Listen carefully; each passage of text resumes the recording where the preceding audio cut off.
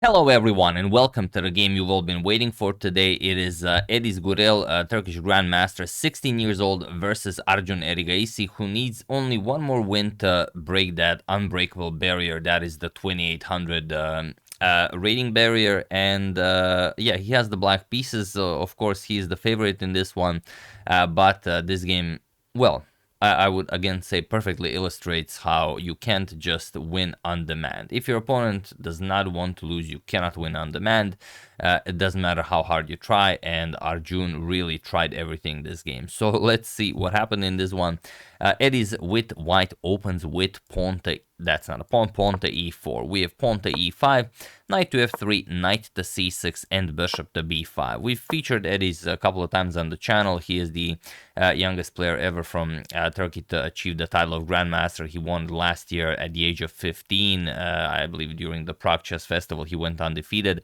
It was an incredible achievement. So yeah, definitely a battle of prodigies, I would say. We have bishop to c5, the classical defense to the Ruy Lopez. We have c3, knight to f6, and pawn to d4. Striking in the center, sorry about that, and e captures on d4. We have pawn to e5 and knight to d5. All been seen before, nothing new yet.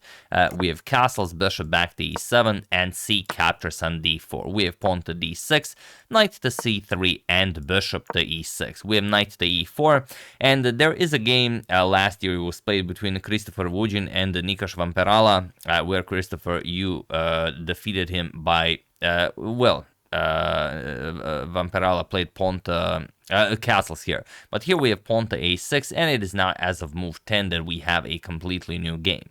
So okay, we have bishop captures on c6 by Ediz, b captures on c6, and bishop to g5, offering a trade of bishops. Arjun castles, we have rook to c1 and pawn to h6.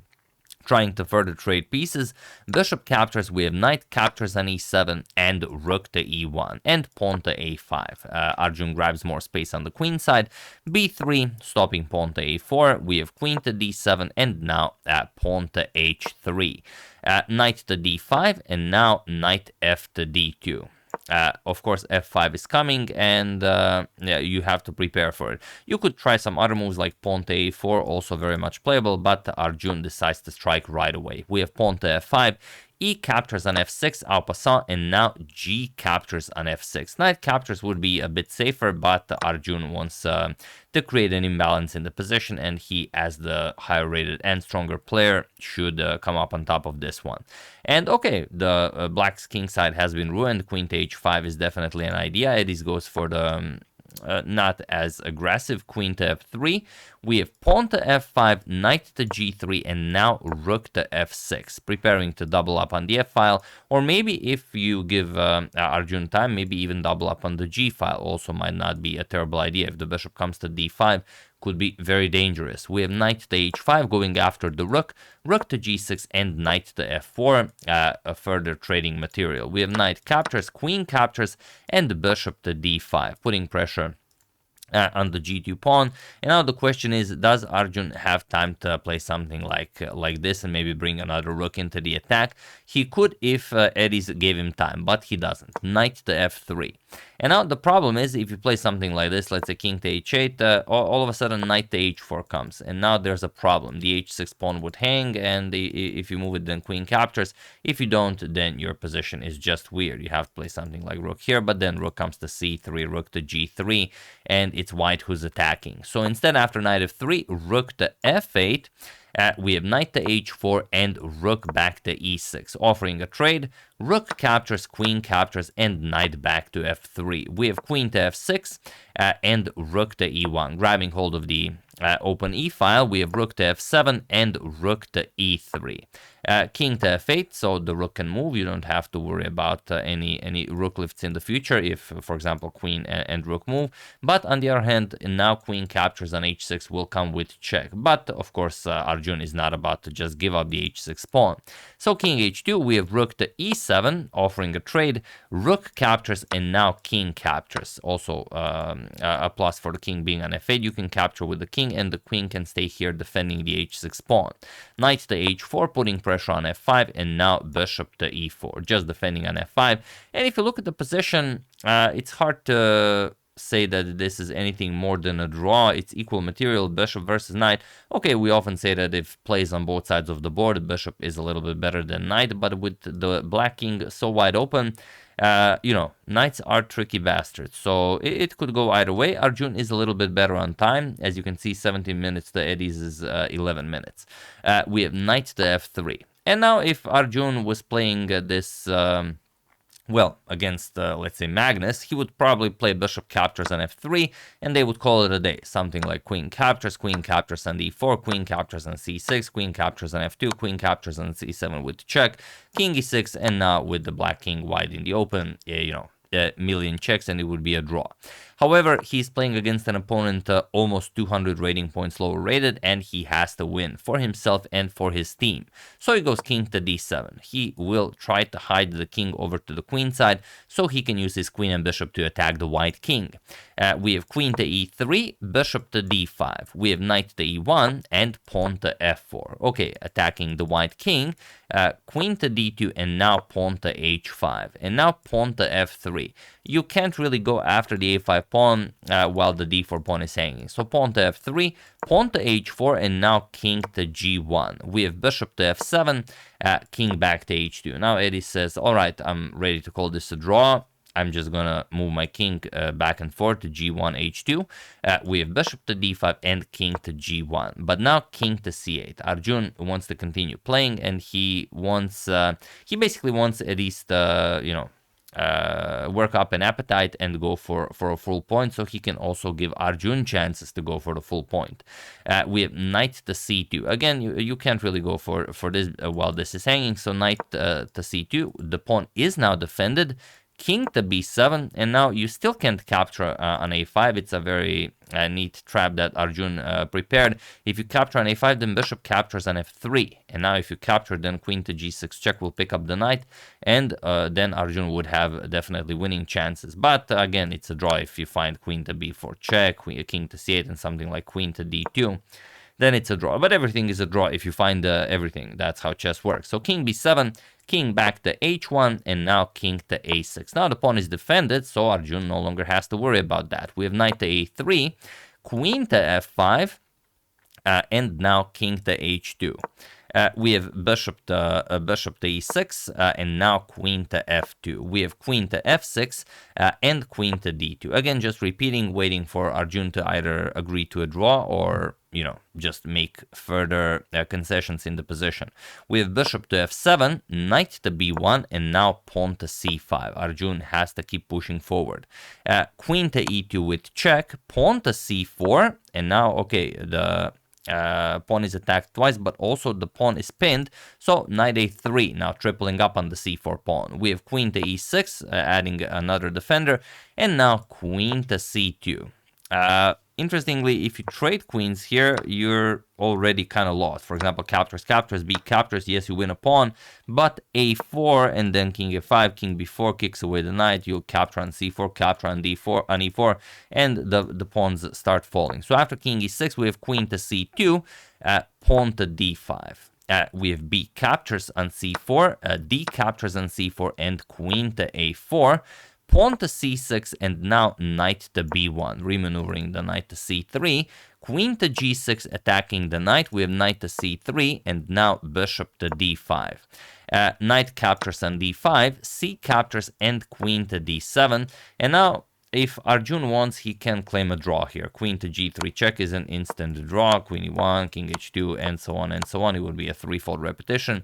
But Arjun still wants to win this. King to b6 he plays. And okay, queen captures on d5. We have queen to c6, offering a queen trade. And of course, Edis declines. Queen to d8. Queen to c7, and queen to f6 with check. Because Arjun's pawn is much closer to the promotion square, of course, Edis cannot trade queens. We have king to b5, queen to f5 with check, king to b4, and now this beautiful queen to f8 check that sort of allows Arjun to go deeper into white's position, but that would be that would be his demise, because here you block your own pawn and then white can just start advancing. And if you go king to a4, it's a really beautiful trap that starts with queen to f8. Now look at this, d5, c3, d6, attacking the queen, queen d7. It seems that Arjun would stop the passed pawn, but now queen b8, threatening queen to b3, checkmate. And now after queen to b5, your only move, you'll simply play queen to c7, guard c2, and prepare d7, d8 queen, and white easily wins. So after queen to f8, Arjun has to go back. King to b5, we have pawn to d5 and queen to d7. Pawn to a4 with check. Another beautiful move by Ediz, sacrificing a pawn to either win more squares or to force Arjun's king further back from the action. So king captures on a4. It would be safer to go king to b6, but we already realized that Arjun is not playing this for a draw. King captures on a4, and now queen to c5. And now Arjun has to play queen to b5. It is the only move, and I will show it because it's a lot of fun. For example, queen b5, queen to d4, king to b3, and now you start pushing d6, c3, d7, c2, and two queens come into the game. c1 queen, you'll probably capture on h4 or something, and now, well, probably a pair of queens gets traded off, and then it's a race between the h pawn and the a pawn, and then, you know, we repeat everything all over again, but all in all, it should end up in a draw. But Arjun played a king to b3. Whether he overestimated his chances or he just really didn't want to draw, it's hard to say, but there are two winning moves here for white, and there really aren't all that many moves that you can't make, so chances are you make a move, it's a winning move. So feel free to pause the video and try to find one of those two winning ideas while I give you a couple of seconds.